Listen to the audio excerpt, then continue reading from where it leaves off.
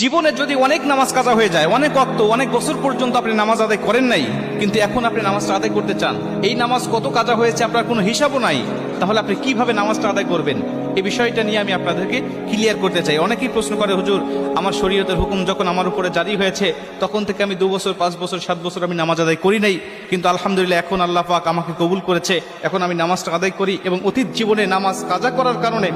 আমার ভিতরে অনুশোচনা আসছে, হুজুর নামাজগুলো আমি আদায় করতে চাই, কেমনে করে নামাজ আদায় করব?